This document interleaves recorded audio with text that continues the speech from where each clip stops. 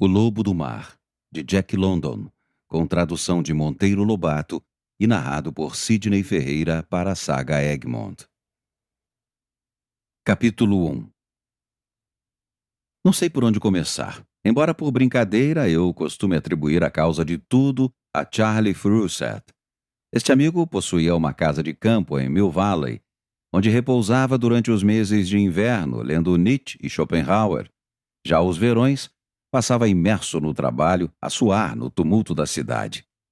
Não fosse o meu costume de aparecer por lá aos sábados, ficando até a semana seguinte, e aquela manhã de janeiro não me teria pilhado a vagar na Baía de São Francisco. Meu barco, o Martinez, oferecia toda a segurança. Tratava-se de um barco recém-construído e ainda na sua quarta ou quinta viagem de carreira entre Sausalito e São Francisco. O que não oferecia segurança era o nevoeiro reinante, apesar de que, na minha ignorância das coisas do mar, não me passasse pela cabeça a menor ideia de perigo. Soprava uma brisa fresca e eu me sentia sozinho dentro da névoa úmida, embora com a consciência de que lá em cima, na casa de vidro, estavam o piloto e o homem que devia ser o capitão. Lembro-me de que me pus a refletir sobre a divisão do trabalho. Graças a ela me via dispensado do estudo e do conhecimento dos nevoeiros, marés e o mais relativo à navegação, sempre que ia de visita a Charlie Froissart, lá do outro lado da Baía. Ótimo que os homens se especializem no trabalho, ponderava eu.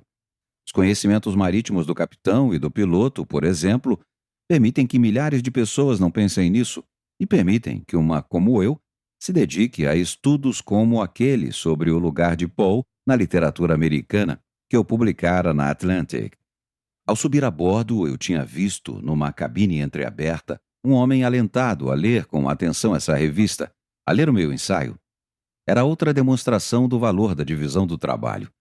O conhecimento especial do piloto e do capitão permitia que aquele passageiro se inteirasse do meu conhecimento especial sobre Poe, enquanto era navegado com toda a segurança de São Francisco a Sausalito. Minhas reflexões foram interrompidas pelo aparecimento no convés de um homem de cara vermelha que, ao deixar a sua cabina, bateu com violência à porta e aproximou-se de mim, manquitolando e martelando o chão com uma perna de pau. Isso, aliás, não impediu que eu tomasse rápida nota mental daqueles pensamentos para pô-los no artigo que tinha em vista escrever sobre a liberdade estética. O sujeito lançou uma olhadela para a casa do piloto e, em seguida, pôs-se a contemplar o nevoeiro, de pernas abertas, com visível ar de satisfação. Percebi ser homem afeito às coisas do mar. Tempo destes é que os põe de cabelos brancos tão cedo, murmurou, indicando com um movimento de cabeça a casa de vidro onde estavam o piloto e o capitão. Qual o quê? Respondi na minha santa ignorância. Há a bússola para orientá-los, e há o leme que dirige o navio, e há os mapas. O negócio é simples como o ABC, tudo matemático. Qual o quê, hein? Rosnou o homem. Simples ABC, hein? Certeza matemática, hein?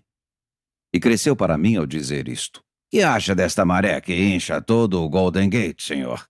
Perguntou-me quase num rugido. Com que rapidez vaza ela? Em que rumo? Vamos lá, senhor. Está ouvindo aquele som? Boia de campainha. E mal a ouvimos, já estamos sobre ela. Veja como mudam de lugar. Realmente, de dentro do nevoeiro brotava um som de campainha, o que fez o piloto manejar a roda do leme com violência até que o som que vinha pela nossa frente passasse a vir de lado. Enquanto isso, a sereia de bordo pusera-se a apitar com a sua voz rouca em resposta a outros apitos brotados de dentro da cerração. É algum ferryboat, explicou o homem da perna de pau, referindo-se a um apito que vinha da direita. E aquele lá, está ouvindo? Buzina. Buzina de assoprar com a boca. É o que usam nas escunas. Cuidado, mestre escuneiro. O inferno está hoje com vontade de comer gente. O invisível ferryboat apitava com furor e a buzina da escuna respondia com desespero. Estão agora a trocar cumprimentos e explicações, disse o homem logo que a fúria dos avisos cessou. Seus olhos enchiam-se do brilho da excitação à medida que me ia traduzindo, em língua de gente, a fala daqueles instrumentos de fazer barulho no mar. Ouça! Aquilo é sinal para a evolução à esquerda. E este acolá, com voz de sapo, é grito de escuna a vapor que forceja contra a maré. Um silvo fino e esganiçado rompeu a frente. Os gongos do Martinez soaram, fazendo as rodas propulsoras afrouxarem o andamento que só foi retomado quando aquele trilar de grilo entre feras rugidoras sumiu ao longe. Olhei para o meu homem, à espera de interpretação. Lancha, Disse ele. dessas endemoninhadas lanchas que só mesmo a gente metendo-as a pique. Umas pestes que vivem a causar atrapalhadas. Qualquer imbecil julga-se no direito de enfiar-se nelas e sulcar as águas apitando com impertinência para que o mundo inteiro saiba que tais pulgas existem. E é preciso levá-las em conta. Estão no uso de um direito. Direito de caminho pela superfície das águas. Direito. Diverti-me com a cólera do homem e, enquanto ele andava de cá para lá, manquitolando na sua perna de pau, pus-me a refletir no romantismo da bruma. Romantismo, sim. É romântico o nevoeiro que tudo envolve com o seu manto cinzento, ao passo que os homens, meros átomos, blasfemam nos corcéis de aço flutuantes através do mistério, às cegas dentro do invisível, com palavras de confiança na boca e a incerteza e o medo nos corações. A voz do meu companheiro fez-me voltar à realidade e sorrir. Eu também havia devaneado as tontas e as cegas dentro do mistério, julgando seguir caminho seguro. Olá, dizia ele. Vem algo ao nosso encontro, está ouvindo? Vem rápido e em linha reta. Juro que não nos percebeu ainda. Não ouve a nossa sereia. O vento está a nosso favor. A brisa fresca soprava de frente e pude ouvir bem nítido o silvo a que o meu homem se referia. Ferryboat? Perguntei. O homem fez com a cabeça sinal que sim e acrescentou. Do contrário, não viria nessa marcha. E com uma risada nervosa, estão assustados lá em cima. Olhei para a casa do piloto. O capitão, com a cabeça e os ombros de fora, cravava fixamente os olhos no nevoeiro, como tentando devassá-lo à força. Suas feições mostravam ansiedade. A mesma que vi no rosto do meu companheiro, agora de bruços na amurada e também com os olhos presos no perigo invisível que se alapava dentro da névoa. E o que tinha de dar-se, deu-se com incrível rapidez. Rompido por uma cunha, o nevoeiro mostrou a proa de um vapor a emergir franjado de espuma na linha d'água, com os bigodes de um leviatã. Pude ver a casa do piloto, com um homem de barbas brancas assomado a uma das janelas. Trajava uniforme azul e lembro-me da impressão de calma que me deu. Era terrível aquela calma em tais circunstâncias. O homem aceitava o seu destino. Avançava de mãos dadas com ele, a medir friamente o choque. Seu olhar inquisitivo fixava-se no Martinez, como para determinar o ponto exato da colisão. E em nada se alterou quando o nosso piloto, branco de raiva, berrou-lhe. Foi você o culpado! A observação era por demais óbvia para tornar necessária qualquer resposta. Agarre-se no que puder e aguente-se, gritou-me o homem da perna de pau. Notei que a sua arrogância se dissipara e que parecia contagiado pela calma anormal do homem de barbas brancas. E veja como as mulheres gritam, prosseguiu ele sombriamente, quase com amargura, fazendo-me crer que já havia passado por transes iguais àquele. Os dois navios chocaram-se antes que eu pudesse seguir o seu conselho. O impacto devia ter sido no meio do Martinez, que adernou violentamente por entre estrondos do madeirame. Fui lançado de borco sobre o convés alagado, e antes que pudesse erguer-me, vi-me tonto pela grita das mulheres. Foi isso, esse indescritível e arrepiante uivo de pânico, o que mais me apavorou. Lembrei-me do salva-vidas do meu camarote, corri para lá. Ao alcançar a porta, fui varrido por uma onda selvagem de criaturas em disparada. Não me recordo do que sucedeu logo depois, a não ser o avanço no sortimento de salva-vidas, com o homem de perna de pau a atar os que podia à cintura de um bando histérico de mulheres. A memória dessa cena é mais nítida do que a de qualquer outra que me haja passado sob os olhos. Ainda hoje vejo o quadro, o rombo numa cabine, através do qual a névoa revoluteava em turbilhão, divãs e poltronas esvaziados de súbito e com todos os sinais do estouro. Pacotes, bolsas, guarda-chuvas, capas largados ali. O alentado sujeito da Atlantic, engastado num salva-vidas e ainda com a revista na mão, a perguntar-me com insistência se havia perigo. O meu companheiro da perna de pau a manquitolar por toda a parte, muito seguro de si, na tarefa de distribuir salva-vidas a quantos apareciam. E, finalmente, a enferneira louca do mulherio apavorado. Era sempre isso, a grita das mulheres, o que mais me punha em prova os nervos. E os do meu companheiro. Outra cena que jamais se me apagará da memória. O homem da Atlantic, esforçando-se em pôr a revista no bolso e a olhar com curiosidade para a frente, enquanto o da perna de pau berrava de braços erguidos para o tumulto das mulheres loucas de pânico. Calem-se! Calem-se! Capítulo 2. Pareceu-me estar num imenso balouço ritmado pela vastidão dos intermúndios. Pontos faulhentos de luz passavam por mim. Eram estrelas, vi logo, e cometas rutilantes a marchetarem a minha viagem pelo espaço. Quando atingiu o limite do balanço e já ia começando a volta em contrabalanço, um terrível gongo ressoou com estrondo.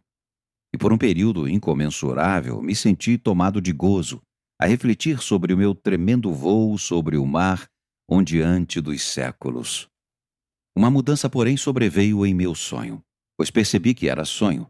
O vai e vem do balanço encurtava-se e crescia de velocidade. Eu mal podia tomar fôlego, tão energicamente andava projetado pelo espaço. O gongo insistia em seus trovões, o que me causava um terror, pânico. Pareceu-me depois estar sendo arrastado por sobre areias brancas e requeimantes, aspérrimas, sempre ao som do gongo. Pontos rútilos perpassavam por mim em interminável carreira, como se todo o mundo sideral se estivesse engolfando no vácuo. Arquejei, tomei fôlego e abri por fim os olhos. De joelhos e recurvos sobre mim, 2 homens lidavam com o meu corpo. Compreendi tudo. O ritmo do vai-e-vem pelos intermúndios não passava do balouço de um navio. O gongo, terrífico, era uma frigideira pendurada à parede e que oscilava, retinindo aos movimentos da embarcação. As areias ásperas e escorchantes eram as mãos calosas de um homem a me friccionar o peito. Retorcendo-me de dor, ergui a cabeça. Olhei. Meu peito estava em carne viva quase, com manchas de sangue pisado a se formarem sob a pele inflamada. Basta, Johnson, disse um dos homens. Não vê que ele está com a pele quase em sangue? Johnson, homem de pesado tipo escandinavo, parou com as fricções e, desajeitadamente, pôs-se em pé. O que lhe falara era sem dúvida nenhuma um londrino de feições finas, levemente efeminado, desses que mamam o leite materno ao som dos sinos da igreja de Bow. O barrete imundo que trazia à cabeça e o avental de estopa disseram-me logo tratar-se do cozinheiro de bordo. E como se sente agora? Perguntou-me ele com a subserviência que vem de gerações e gerações de antepassados hábitos de gorjetas. Como resposta, retorci-me e procurei sentar-me com o seu auxílio. O retinir da frigideira continuava a exacerbar meus nervos, impedindo a concentração do pensamento. Agarrei-me a uma trave e confesso que a sensação de gordura que ela me deu fez-me ranger os dentes, e caminhei por entre os fogões até alcançar aquele instrumento de música martirizante. Tirei-o do prego onde estava e atirei-o para dentro da caixa do carvão. O cozinheiro sorriu àquele desabafo dos meus nervos e apresentou-me uma caneca fumegante. Beba isto, que lhe fará bem, disse. Era uma beberagem nauseabunda, café de navio, mas estava quente e o calor fez-me bem. Enquanto bebia, olhei para meu peito em sangue e depois volvi os olhos para o escandinavo. Muito obrigado, Sr. Johnson. Mas não acha que o tratamento foi um tanto excessivo? O homem espalmou a mão para que eu lhe visse a polpa notavelmente calejada. Corri os dedos por aquela aspereza e rangi de novo os dentes. Meu nome é Johnson, não Johnson, disse ele em inglês correto, embora lento e com sotaque. Havia em seus olhos azuis um meigo protesto e uma varonilidade tímida que me fizeram simpático. Obrigado, Sr. Johnson. Corrigi, estendendo-lhe a mão. O escandinavo hesitou, desajeitado e envergonhado. Descansava o peso do corpo, ora numa perna, ora noutra, e por fim, apertou-me a mão cordialmente. Tem alguma roupa que eu possa vestir? Perguntei ao cozinheiro. Temos, sim, senhor, respondeu com apressada solicitude. Vou lá embaixo ver o que encontro nos meus badulaques. Se não se veste de vestir roupa minha. E mergulhou porta fora, ou melhor, deslizou num coleio que me deu impressão menos felina que oleosa. De fato, aquela oleosidade, como vim a saber depois, era o traço mais saliente da sua pessoa. Onde estou eu? Perguntei a Johnson. Que navio é este? Para onde vai? Vem de Farallones, com rota sudoeste, respondeu ele, lenta e metodicamente, como a procurar o seu melhor inglês, e a observar com atenção a ordem das minhas perguntas. Trata-se da escuna Ghost, de viagem às costas do Japão em caça às focas. E quem a comanda? Preciso ver o capitão. Johnson pareceu embaraçado. Hesitou enquanto escolhia no vocabulário as palavras necessárias para a resposta. O capitão é Lobo Larsen, como o chamamos. Seu verdadeiro nome não sei. O senhor tem de tratar com ele muito mansamente. Está doido, furioso esta manhã. O contramestre é... Não terminou. O cozinheiro vinha de volta, coleando. É melhor raspar-se daqui, Johnson, disse ao chegar. O velho quer você no convés. Obedientemente, Johnson dirigiu-se para a porta, não sem uma careta de advertência, para que eu não me esquecesse da recomendação que fizera sobre Lobo Larsen. O cozinheiro trouxe consigo várias peças de roupa, mal cheirosas. Estão úmidas e mofadas, senhor, disse-me logo. Mas servirão enquanto as suas ficam a secar. Agarrei-me à trave, ajudado pelo cozinheiro, e aos cambaleios, em virtude dos movimentos do navio, enverguei uma camisa de lã sem impedir que minhas carnes se arrepiassem ao áspero contato. Espero, observou ele ao notar o meu involuntário arrepio e a careta. Espero que o senhor jamais use isto, visto como tem a pele delicada como a de uma moça que conheço. Bem vi que se tratava de um gentleman, logo que lhe pus a vista em cima. Eu tinha sentido uma impressão desagradável ao primeiro contato daquele homem. Impressão que se acentuou ao ajudar-me a vestir a camisa. Havia algo repulsivo em seu toque. Encolhi-me em suas mãos. Minha carne revoltava-se.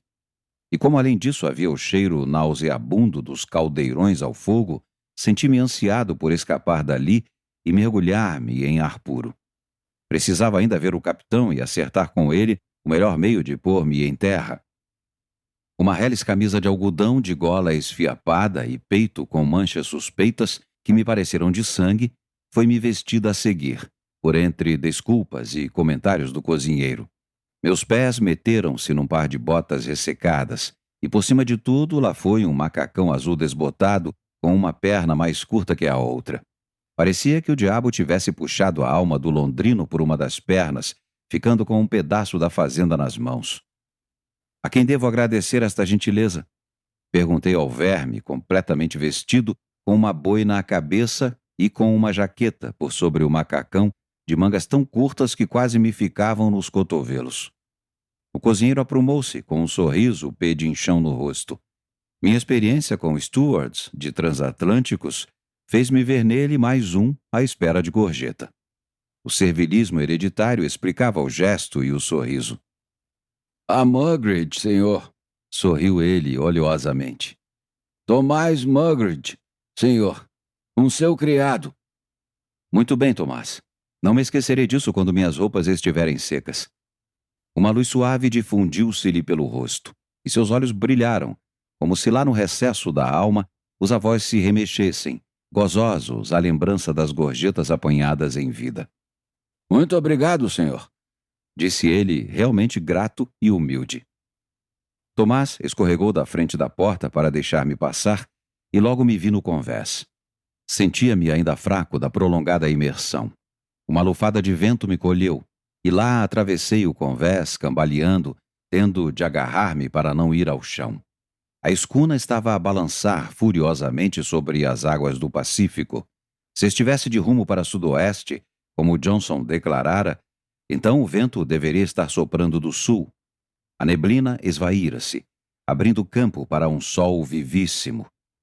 Voltei-me para leste, onde ficava a Califórnia, mas nada pude ver senão novelos de bruma. Os mesmos, sem dúvida, que deram causa ao desastre do Martínez, pondo-me na situação em que me achava. Para o norte, não muito longe, um grupo de rochedos nus emergia com um farol num deles. Na direção que levávamos, vi, na mesma rota que a nossa, a silhueta triangular de uma vela. Havendo completado a minha inspeção do horizonte, pus-me a estudar o que me cercava. Minha primeira ideia foi que um náufrago, vítima de uma colisão e que por um triz escapara da morte, fazia-se merecedor de mais cuidados. Não notava, entretanto, nenhum interesse por mim, salvo por parte do marinheiro que atentamente tinha as mãos na roda do leme. Todos os outros estavam a observar qualquer coisa que se passava no meio do convés. Rodeavam um homem deitado de costas sobre uma prancha, um homem vestido e de camisa aberta ao peito, no qual, entretanto, nada podia ser visto de tão peludo que o tinha. O rosto e o pescoço também se ocultavam dentro da barba negra já em começo de grisalha. Os olhos fechados. O homem estava evidentemente sem sentidos, com a boca aberta num rictus de asfixiado. Metodicamente, como seguindo velha rotina, o marinheiro descia a espaços um balde ao oceano, enchia-o de água e despejava-o sobre o corpo imóvel. Passeando por ali, de cá para lá, a morder com ar selvagem uma ponta de charuto, vi o homem que ocasionalmente me avistara boiando sobre as ondas e, pois, me salvara. Alto. Teria provavelmente 1,80 m de altura, mas o que nele mais impressionava era a força. Não força maciça, mas nervosa, flexível, embora numa constituição de gorila. Força como a que associamos aos animais selvagens e aos seres que temos como os nossos ancestrais protótipos. Força feroz, elástica, cuja essência vital reside na própria potencialidade do movimento, o estofo elementar em si mesmo, de que foram extraídas e moldadas todas as formas de vida. Em suma, a energia que ainda estua no corpo da cobra depois que lhe cortamos a cabeça. Foi a impressão que tive daquele homem, plantado firme sobre as pernas, a passear pelo convés. Cada movimento de músculos, desde o encolher dos ombros ao morder do charuto, era decisivo e denunciador de uma pujança esmagadora. E embora essa pujança transparecesse em todos os seus atos, parecia ser apenas um reflexo da que ele continha em si, oculta ou adormecida, capaz de rugir incoercível como a cólera do leão ou a fúria da tempestade. Nesse momento, o cozinheiro enfiou a cabeça pela porta da copa e piscou para mim, encorajando-me e, ao mesmo tempo, indicando com o polegar o homem que passeava. Fez-me assim compreender que se tratava do capitão, personagem com a qual eu teria de tratar. E já ia eu dar início a esse passo, que certamente redundaria em 5 minutos de tempestade, quando um estremecimento muscular acometeu o asfixiado. Entrou depois a contorcer-se convulsivamente. Quando estirava os músculos do pescoço, a barba espessa recrescia e o peito inchava na ânsia instintiva de respirar. O pouco visível do seu rosto oculto pela barba principiava a adquirir cores. Lobo Larsen, o capitão, deteve-se e lançou os olhos sobre o moribundo. Tão terrível estava aquela luta com a morte que o marinheiro dos baldes d'água também entreparou com a vasilha gotejante a meio caminho do despejar-se. O moribundo tamborilou na prancha com os calcanhares. Depois, esticou as pernas no supremo esforço, enquanto sua cabeça rolava de um lado e de outro. Em seguida, seus músculos relaxaram-se, a cabeça parou de mover-se e um profundo suspiro de alívio escapou-lhe do peito. As faces cavaram-se-lhe. O lábio superior arreganhou-se, deixando entrever os dentes enegrecidos pelo tabaco, e pareceu que suas feições de súbito se houvessem congelado numa careta de escárnio para o mundo que acabava de deixar. E algo ainda mais surpreendente ocorreu. O capitão desabou sobre o morto qual um tufão. Palavrões borbotaram de sua boca, não palavrões comuns, sujos, que expressam a cólera, mas blasfêmias horríveis, que rebentavam como raios. Nunca eu vira coisa igual, nem a julgara possível. Dotado de pendor literário e com paixão pelas expressões enérgicas, apreciei como nenhum dos presentes a vivacidade e força blasfematória daquela catadupa de insultos. A causa de tudo, tanto quanto pude perceber, era tratar-se do contramestre do navio, o qual refocilara no deboche antes de deixar São Francisco e agora morria no começo da viagem, deixando o capitão em apuros. É desnecessário frisar aos meus amigos quanto a cena me chocou. Blasfêmias e linguagem vil sempre me repugnaram e por isso me senti opresso, com o coração apertado, realmente à beira da vertigem. Para mim, a morte sempre se havia revestido de solene dignidade. Havia sido uma ocorrência quase sagrada, mas a morte sob o seu mais sórdido e terrível aspecto me era coisa desconhecida. E embora apreciando esteticamente a força de expressão da cólera de Lobo Larsen, senti-me como que esmagado. A torrente de insultos parecia capaz de fazer corar até o rosto do cadáver. Não me teria surpreendido se aquela barba encharcada se eriçasse de súbito no eretismo da revolta. O morto, porém, não deu tento de coisa nenhuma. Continuou com o seu rictus sardônico, onde havia mofa e desafio cínico. Ele estava senhor da situação. Capítulo 3. Lobo Larsen parou de blasfemar tão de súbito como principiara. Reacendeu a ponta do charuto e correu os olhos em torno, detendo-os no cozinheiro. Então, cozinheiro, Começou ele com suavidade fria e cortante como o aço. as ordens, capitão. Apressou-se em responder o londrino, todo mesuras e servilidade. Não parece que já esticou muito esse pescoço de ganso? Isso é mau. O contramestre lá se foi e não posso perder também a você. Cuidado com a saúde, cozinheiro. Compreende? A última palavra, em frisante contraste com a maciez das anteriores, vibrou como ponta de chicote. O londrino encolheu-se. Perfeitamente, senhor, Murmurou ele enquanto a sua obscena cabeça desaparecia na copa. Aquela ríspida chicotada que o cozinheiro tão inocentemente provocara fez o resto da tripulação mostrar-se desinteressada da cena mortuária e retomar o trabalho. Alguns dentre eles, porém, demoraram-se pelo portaló, entre a escotilha e a copa, continuando na prosa em que estavam. Vinha saber depois que eram os caçadores de focas, homens de uma casta superior ao marinheiro comum. Johansen, Chamou o Lobo Larsen. O marujo avançou obediente. tome a agulha e costure esse estupor. Veja uns pedaços de lona velha no depósito. Ande. Devo amarrar-lhe aos pés, senhor? Quis saber o marinheiro. Veremos depois. Foi a resposta de Lobo Larsen, que logo em seguida gritou pelo cozinheiro. Tomás Mugridge instantaneamente assomou à porta da copa, qual boneco de mola que salta da caixa. Vá lá embaixo e encha um saco de carvão, Ordenou o Lobo Larsen. E voltando-se para os caçadores. Algum de vocês possui uma Bíblia ou livro de rezas? Os caçadores abanaram a cabeça, sendo que um deles fez uma observação jocosa que me escapou, mas fez romper uma surriada de risos. Lobo Larsen repetiu a pergunta aos marinheiros. Bíblias e livros de rezas pareciam coisas raras, e um que saiu correndo em procura logo voltou sem nada. Lobo Larsen deu de ombros. Neste caso, vai para a água sem palavreado, Disse ele. a não ser que o nosso náufrago, que parece padre, faça o serviço fúnebre de cor. E vindo postar-se diante de mim, perguntou. Você é padre, não é? Os caçadores de focas, uns 6, voltaram os olhos para o meu lado.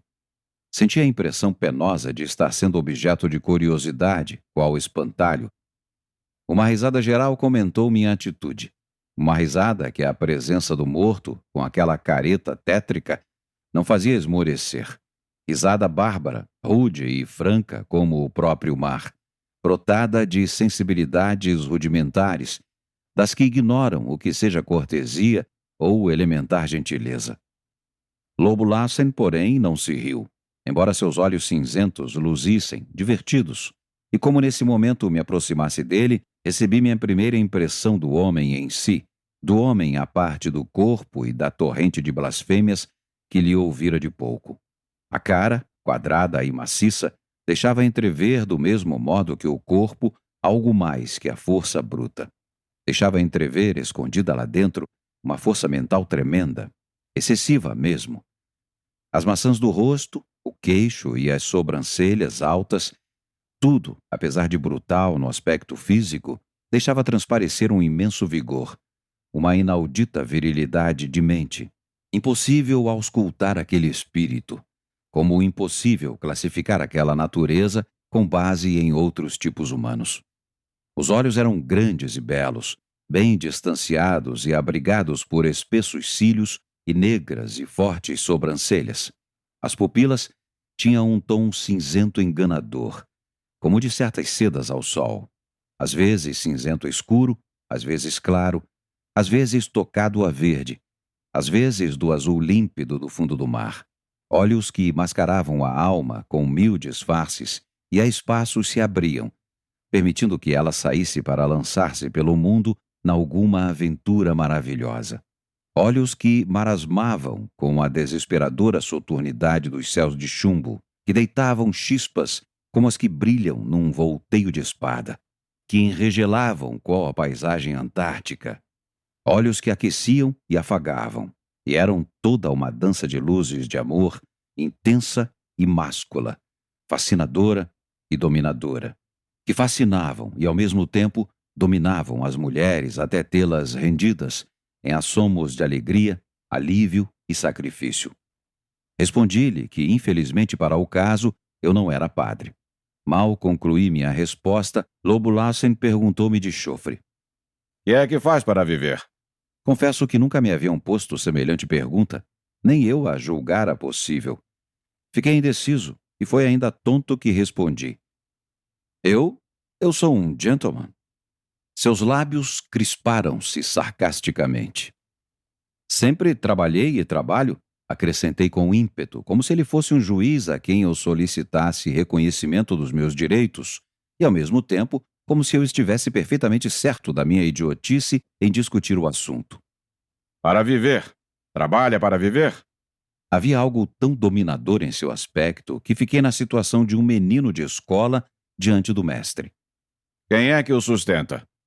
"Tenho rendas", respondi com firmeza. "Mas creio que isto nada tem que ver com o motivo que me traz a sua presença, se me permite falar assim." O capitão não deu tento à réplica. "Quem o sustenta?" Insistiu. "Quem conquistou essa renda?" "Seu pai, com certeza. E você vive sobre as pernas de um homem já falecido. Nunca obteve nada pelo esforço próprio. Não sabe cavar a vida. Se o largarem só, deixe-me ver as mãos." Sua tremenda força adormecida despertara de ímpeto, ou eu caí em coma por um instante. O que sei é que Lobo Lassen avançou para mim 2 passos e, agarrando minha mão, inspecionou-a. Tentei retirá-la, mas seus dedos apertaram-na sem invisível esforço, embora eu me sentisse como que esmagado em tenaz de aço. É difícil manter-se a dignidade em ocasiões tais. Eu não podia queixar-me, nem reagir, tal qual o menino de escola diante do mestre severo. Nada mais me restava senão ficar quieto e aguardar humilde o que viesse. Entre mentes, notei que os bolsos do morto haviam sido despejados no chão e que o seu cadáver fora envolvido em lona velha. Johansen a estava costurando com o barbante. Com um esgar de desdém, Lobo Lassen soltou por fim minha mão.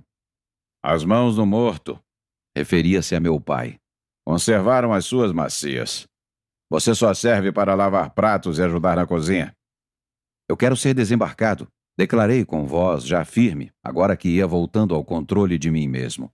"Pagar-lhe-ei o que me pedir pelo incômodo que estou dando." Lassen enfitou-me com olhos cheios de zombaria. "Para bem da sua alma, tenho uma contraproposta a fazer", disse ele. "Meu contramestre foi-se e já promovi outro marinheiro para o lugar. Você tomará o posto desse marinheiro, recebendo $20 por mês. E acabou-se. O que me diz agora?"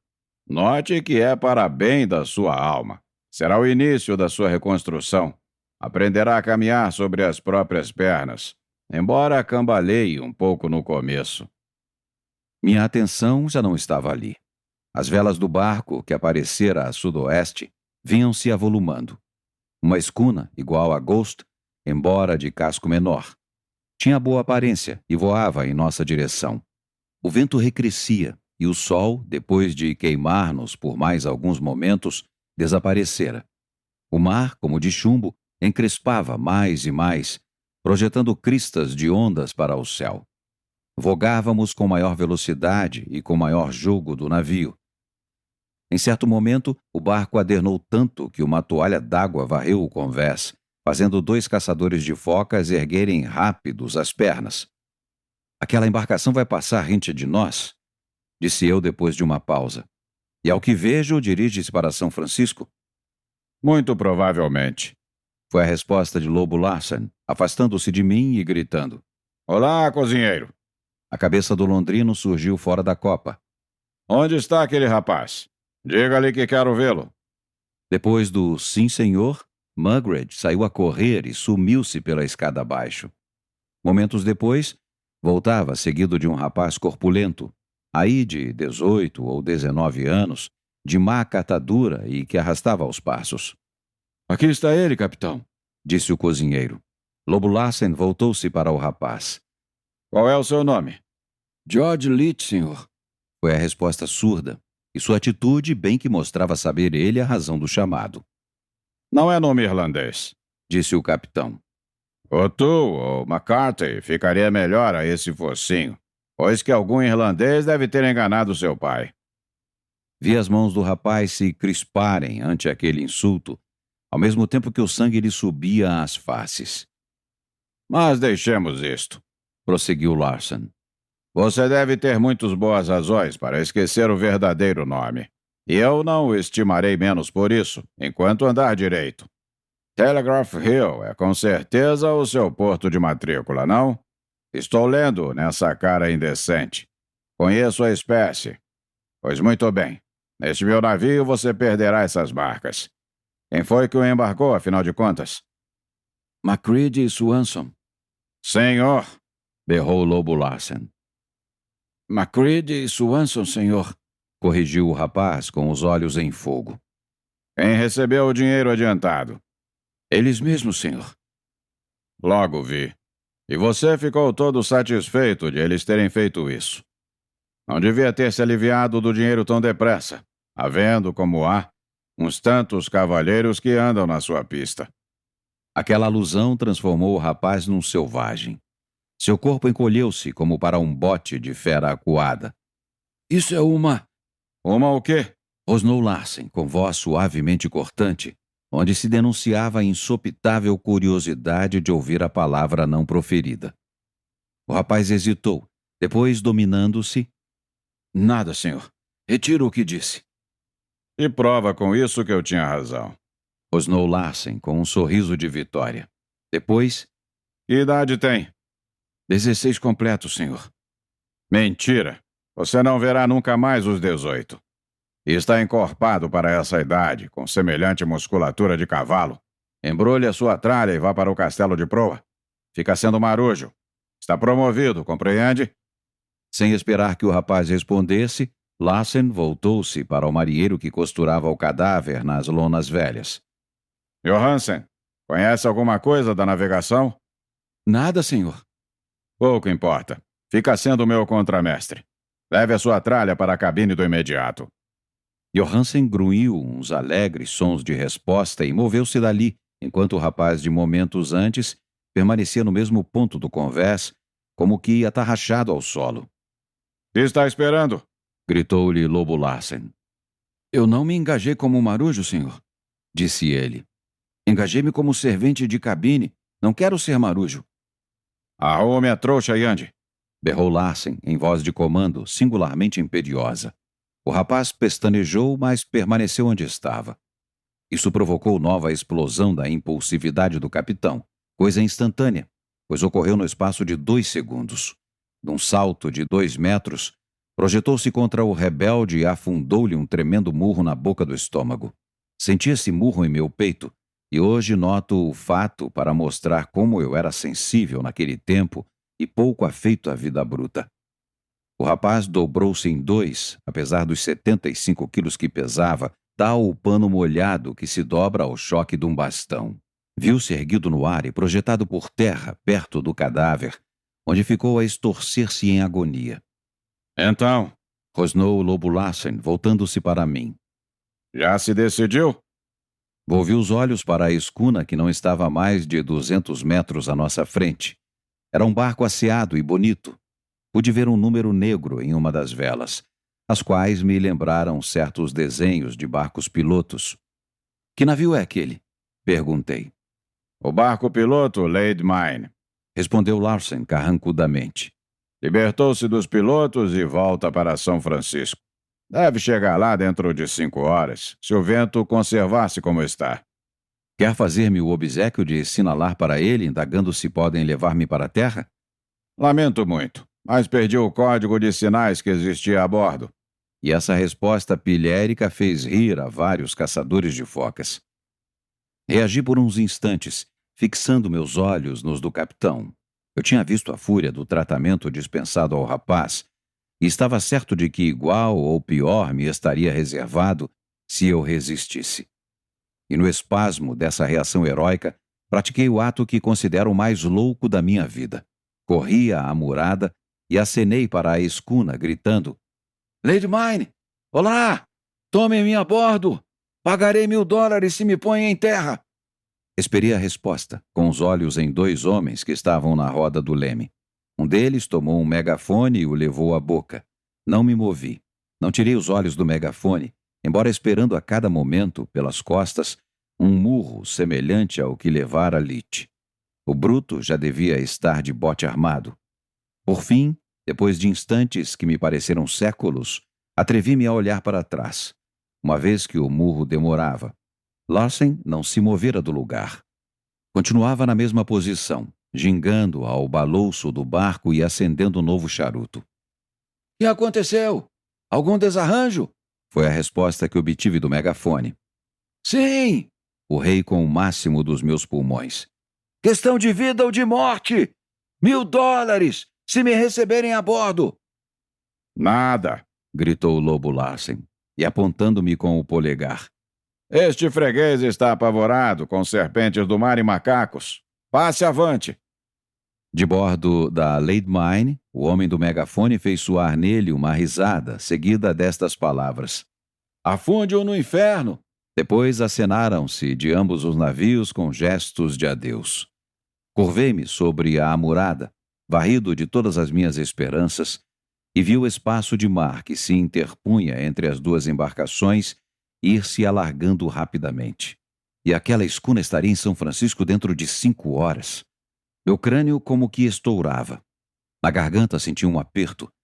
Parecia-me ter ali o coração. Uma onda mais forte golpeou-nos de flanco, borrifando-me a cara de gotas.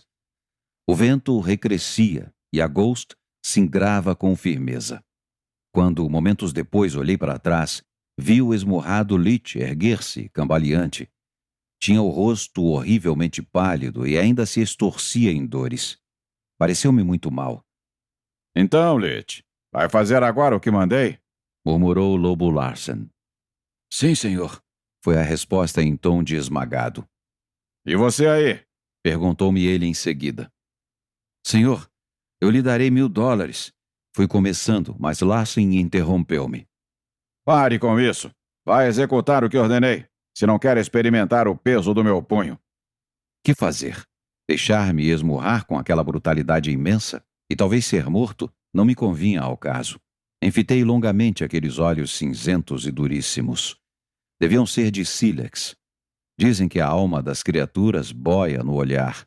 No auge do olhar de Larsen, só boiava a insensibilidade crua do oceano. Então?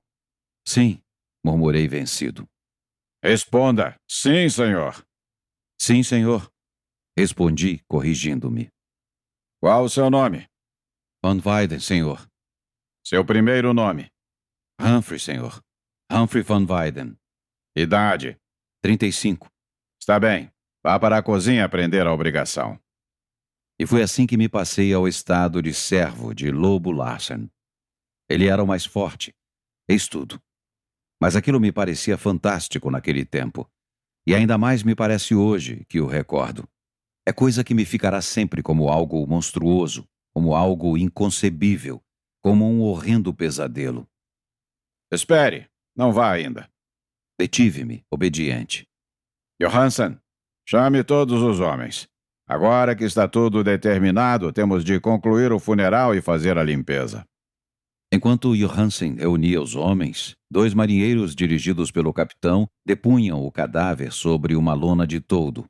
Lado a lado do convés, acima da amurada, enfileiravam-se pequenos escaleres emborcados. Diversos homens agarraram a lona com o horrível cadáver no meio e levaram-no a descansar sobre um dos escaleres, com os pés para o oceano. A esses pés foi amarrado o saco de carvão trazido pelo cozinheiro. Sempre supus que funerais em alto mar fossem algo solene, que inspirasse temor e respeito. Desiludi-me com aquele. Um dos caçadores de focas, homenzinho de olhos escuros que os outros chamavam Smoke, estava a contar histórias, abundantemente intercaladas de blasfêmias e obscenidades. A espaços, os ouvintes estouravam em gargalhadas que lembravam surriada de lobos ou cães do inferno. Os homens de bordo foram se reunindo à popa. Um veio a esfregar os olhos, sonolento, e todos cochichavam baixinho. Era evidente que não os satisfazia tal viagem, sob o comando de tal capitão, e começada assim com uma morte de mau agouro. A miúde lançavam olhadelas para Lobo Larsen, nas quais eu lia a apreensão. Lobo Larsen caminhou para o quartel da escotilha e todos se descobriram. Corri os olhos, 20 homens ao todo, ou 22, contando comigo e o que ficara ao leme. Minha curiosidade por tudo era justificável, visto como ia permanecer encerrado naquele mundinho flutuante, talvez por muitas semanas. Eram os tripulantes, na maioria ingleses e escandinavos, mal encarados e brutos. Já os caçadores de focas tinham no rosto as linhas de quem dá maior desafogo às paixões. Estranho dizer, mas notei que no semblante de Lobo Larsen nada denunciava maldade. Seus traços, de absoluta decisão e firmeza, denunciavam apenas uma índole aberta, com a franqueza realçada pelo glabro das faces. Dificilmente poder-se-ia crer que fosse ele o homem que tão ferozmente brutalizara o servente de cabine. No momento em que Larsen abriu a boca para falar, rajadas de vento golpeavam os flancos da escuna, silvando sinistramente por entre as enxárcias. Um dos caçadores olhou ansioso para certo ponto. A escuna mergulhara à proa numa vaga enorme, permitindo que um lençol líquido viesse lavar o defunto.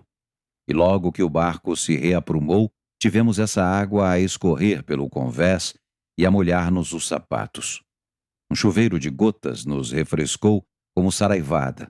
Assim que o equilíbrio se refez, Lobo Larsen começou a falar, enquanto os homens de cabeça descoberta balançavam-se, sincrônicos aos movimentos da escuna. Apenas me lembro de uma parte do serviço fúnebre, disse ele. E essa parte é: e o corpo deve ser lançado ao mar. Faça-se isso. Calou-se. Os homens que sustinham as pontas do toldo funerário arregalaram os olhos, perplexos ante aquela brutal supressão de um velho rito. Larsen avançou para eles, colérico. Suspendam essa ponta aí, berrou. Que diabo de inferno tem vocês hoje?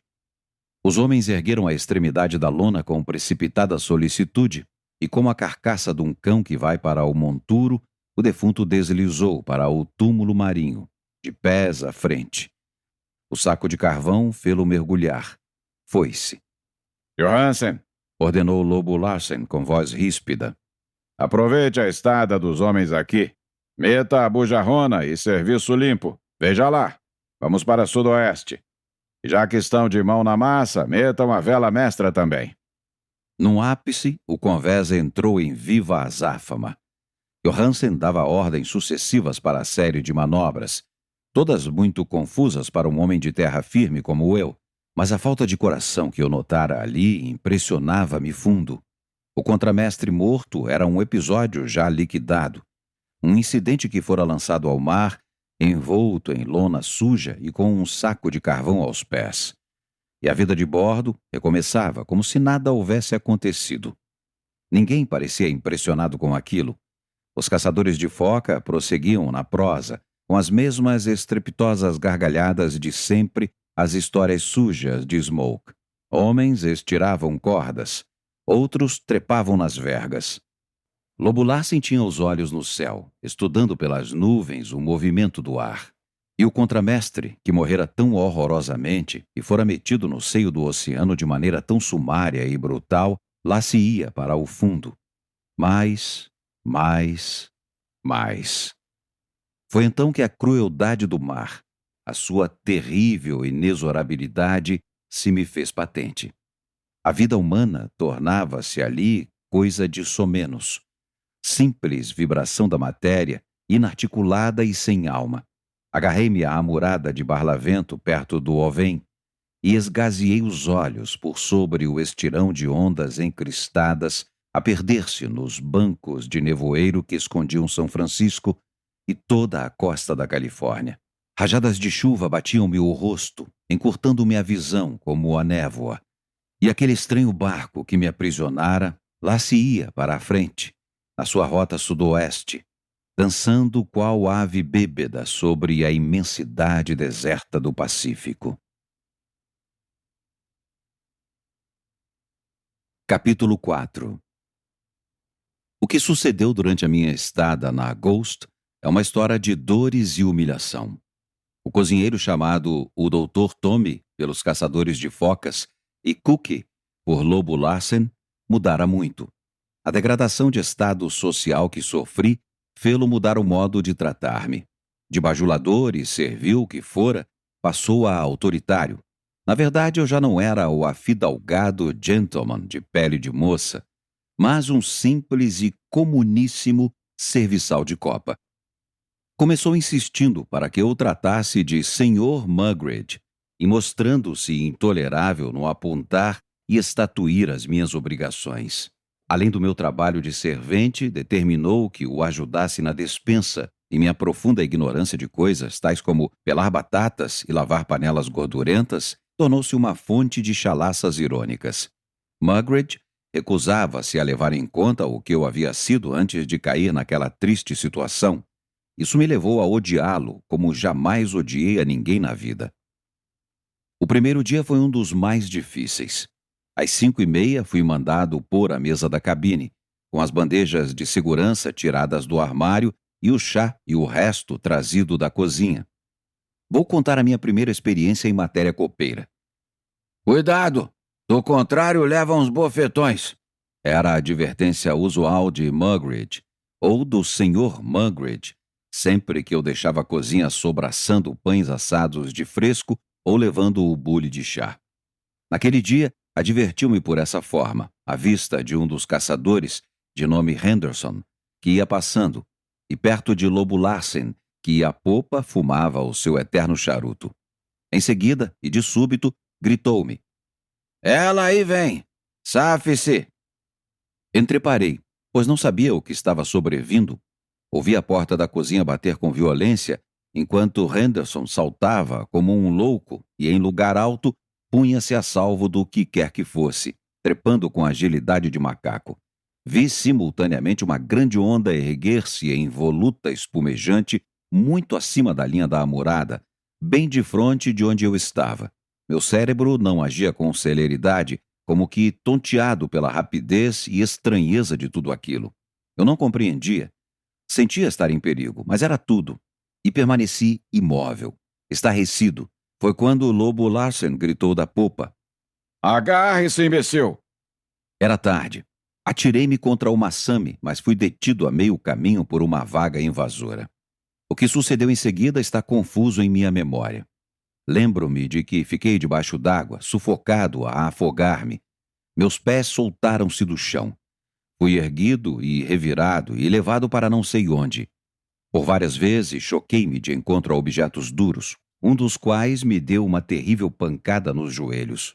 Mas a vaga entrou rápida a escorrer e vi-me por fim com a cabeça livre, respirando ar, ar, ar. Eu havia sido envolto pela enorme massa líquida e arremessado contra a cozinha, e depois arrastado para fora até ser jogado ao chão a muitos metros do ponto onde me achava. O joelho doía-me horrivelmente e eu não podia equilibrar-me de pé, como se tivesse a perna quebrada. E ainda não havia dado conta da situação quando vi o cozinheiro surgir à porta da cozinha gritando: Ei, não fique a vida inteira assim. Onde está o Bully? Deixou-o levar pela onda? Antes tivesse ela levado a você de uma vez. Procurei pôr-me de pé. O Bully ainda estava na minha mão. Dirigi-me mancando para a cozinha e entreguei-lhe. Mugridge, entretanto, estourava de indignação, real ou fingida. Deus me mande para o inferno se você não é o estupor dos estupores. Para que presta, homem? Diga-me, por favor. Nem levar um bule de chá da cozinha à mesa e tem agora de fazer outro chá. E depois... E que está vendo em mim para fazer tais caretas? Gritou com renovada fúria. Já sei. É porque feriu essa perna, o queridinho da mamãe. Eu não estava fazendo careta nenhuma para aquele homem, embora em meu rosto devesse estar estampada a dor que eu sentia. Fiz das tripas coração, cerrei os dentes e retomei o serviço da copa à cozinha e da cabina à copa, sem mais acidentes. Duas coisas me advieram daquele desastre. Um ferimento na rótula, que levou meses a sarar e me fez padecer muito, e o sobrenome de Rump, imbecil, que Lobo Lassen me presenteara com a sua advertência. Dali por diante, de popa a proa, ninguém me trataria de outra maneira. E por tal forma que lá por dentro em meu cérebro me fui identificando com o qualificativo e me convencendo de que realmente era e sempre fora um imbecil. Não constituía tarefa simples servir de criado numa cabine frequentada por Lobo Lassen, Johansen e os 6 caçadores de focas. Era pequena essa cabine. Para mover-se em redor daqueles homens, eu tinha de fazer prodígios de equilíbrio por causa do jogo da escuna. Mas o que mais me chocava era a absoluta ausência de simpatia de tal gente. Meu joelho inchado e em carne viva quase me fazia desmaiar de dor. Meu rosto, pelo que vi de relance no espelho da cabine, parecia o de um fantasma, de tão pálido e dorido. Todos deviam perceber muito bem a minha triste situação, mas nenhum deu sinal disso. Nem me veio com uma palavra de conforto, de modo que até cheguei a sentir gratidão por Lobo Lassen quando, mais tarde, eu estava lavando pratos na cozinha, chegou-se a mim e disse: Não se deixe abater por uma ninharia dessas. Logo estará acostumado. Mancará um pouco, mas acabará aprendendo a andar. E acrescentou: Acho que é isto que você chama um paradoxo, não é? Mostrou-se satisfeito com o meu forçado sim, senhor, e disse ainda: Suponho que entende alguma coisa de literatura. Havemos de conversar sobre o assunto quando for tempo. Naquela noite, ao terminar a minha tarefa do dia, mandaram-me dormir na proa, onde armei-me a enxerga e deitei-me, feliz de encontrar-me por algum tempo livre da detestável presença do cozinheiro. Com grande surpresa, vi que minhas roupas já se haviam secado no corpo, sem que o terrível banho me deixasse qualquer sintoma de resfriado. Em circunstâncias normais, o que eu havia passado teria sido mais que o bastante para ir para a cama com uma boa... Esperamos que você tenha gostado desta prévia. Para continuar ouvindo este audiolivro no Google Play Livros, use o link na descrição do vídeo.